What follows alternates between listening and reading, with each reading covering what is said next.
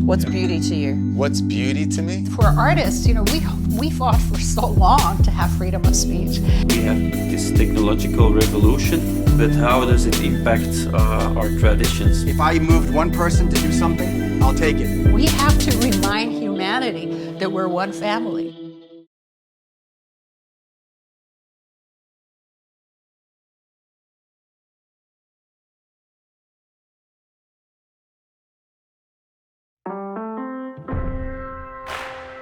America, the land of opportunity. What does the American dream mean to you? Today, most people define it by personal success, career, family, fame, fortune. But 100 years ago, when James Truslow Adams coined the phrase, the concept of the American dream wasn't about personal success at all. It was about success as a nation. A dream for equality, justice, and democracy for all Americans.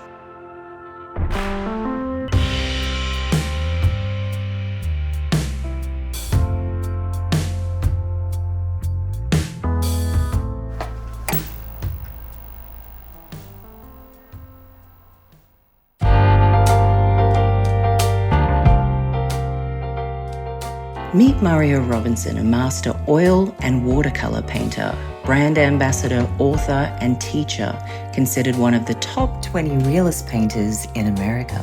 Mario explores the American dream by painting deep snapshots of everyday Americans. A small town boy from Oklahoma with a virtuous mother and mysteriously scandalous father.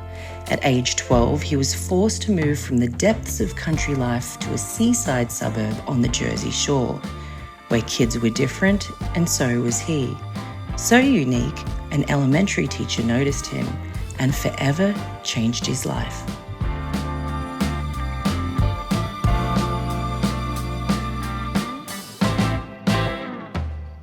I was a little bit quiet and shy as a kid. And I think it's mostly because of the art. You know, I discovered my art in 5th grade. We were working on an open house project and I was drawing presidents and whatnot, and the high school art teacher came and saw the things that I was drawing, so I was in a talented and gifted program 4 or 5 years later. I didn't know that I could draw, and she's like, why don't you and Rob draw presidents for the open house? Uh-huh. Yeah, and he and started. You hadn't even tried to draw faces or anything since then? No, I liked other people's art and was kind of just mystified by other kids drawing. But you never picked up a pencil and tried to? Too intimidated. Huh? It was almost like it was a higher calling. There were these big color painted images of presidents with quotes on it. And she had a stack of them, and I was just copying Abraham Lincoln, George Washington. So I did about 20 of them, and they hung in the hallway. And then that project drew the attention of the high school teacher, whose name was Mrs. Elvinger, and she was starting a talented and gifted program, and she was like, I want you to participate. I wasn't good at basketball or football, so I was just really trying to find my way.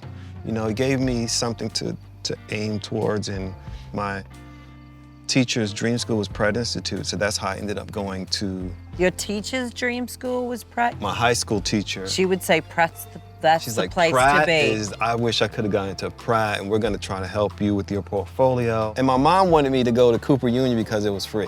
Uh-huh. So I Did you get a scholarship? I got a scholarship to Pratt Institute on a drawing portfolio that me and Miss Elvinger put together. Did she know that it was even in the works? She didn't want me to do art. Most kids have double majors, one for themselves and one for their parents. So, right. One for me, one for you. Right.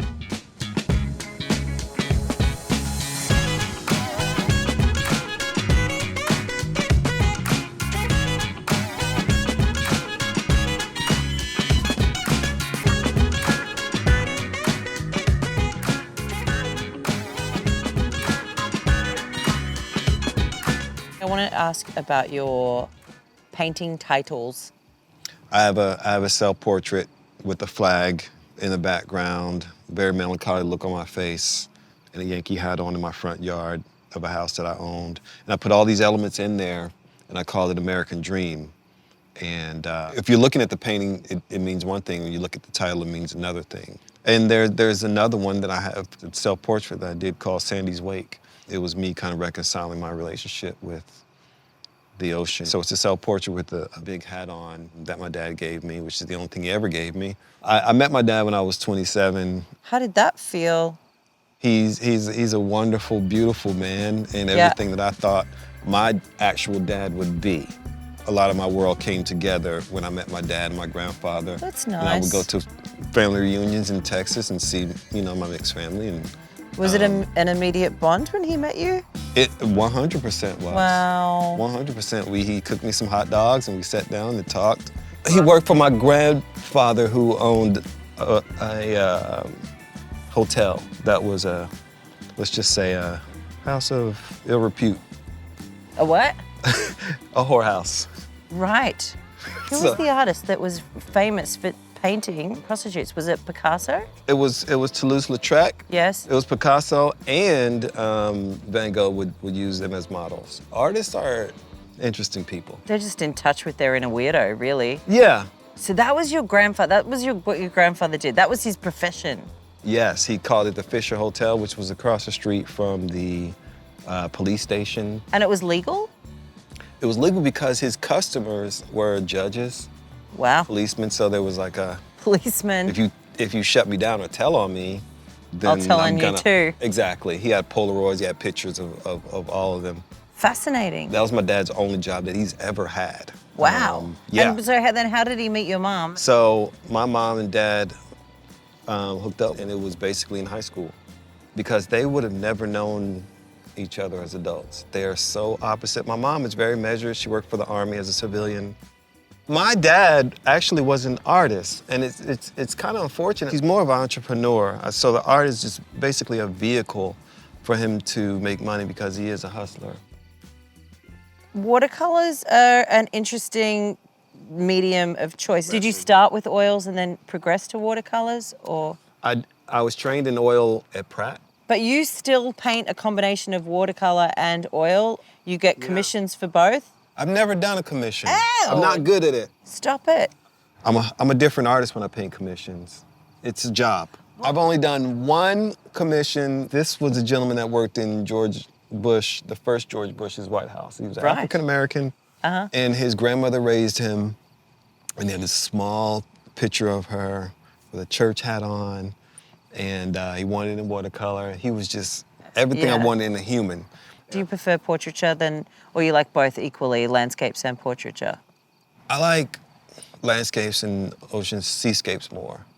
Your portraits are just like, there's a lot of people that are technically great with portraits, but you really capture the soul and the essence Thank you. of a person. So when I discovered Andrew Wyeth's work, he painted things that he loved, his landscape, his regular people, whether it's Maine or Chatsford, Pennsylvania.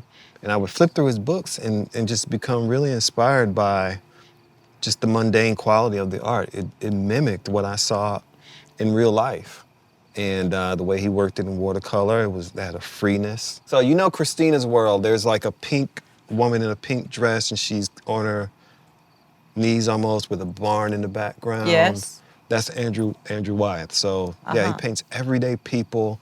She was handicapped and had polio. So he painted people that were not seen in reality.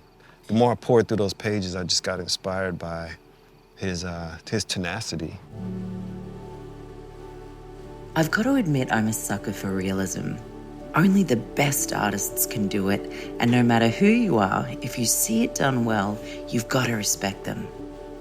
Be it optimistic or resigned, Mario's paintings offer a timeless appeal with honest portraits that monumentalize the backbone of America, rendered in subtle shades of blues and greys that focus less on modern-day life and more on the mood of our time.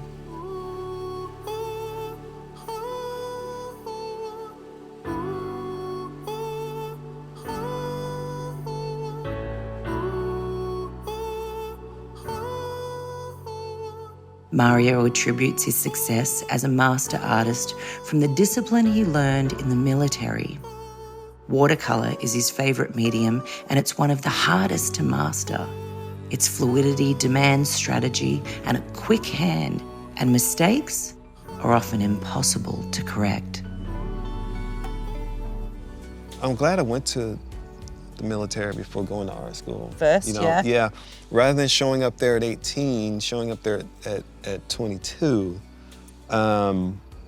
gave me a certain maturity that I didn't have. I was in my dorm doing push-ups, doing my calisthenics, waking up at 4 in the morning still. And the discipline that I thought I had going into the military just, Made you more disciplined to sure. work on your art and get things done and... Yeah, and to be a man. I've been drawing and painting and thinking that I had a certain level of maturity, but I was only really good at drawing and painting. I had no real character, I had no real follow-through. And even now, my work ethic, working 7 days a week for 8 hours every single day.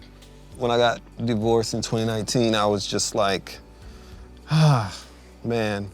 This is the new trying to you. figure things out. Yeah, I use a lot of dark tones, a lot of grays, and just trying to figure out the next phase of my life. I like to check in with the self-portrait every maybe 2 years because life happens I like in that. windows. I like it when artists paint self-portraits. So with watercolor, everything is so sped up. Everything is just so frenetic.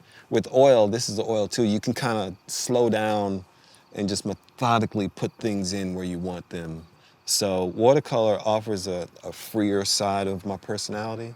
I've probably sold more watercolors because I've done more, but when I do an oil, it really takes on, there's a little bit of a frenzy for them. What benefits are there to you when you have someone posing live in front of you as opposed to a photograph?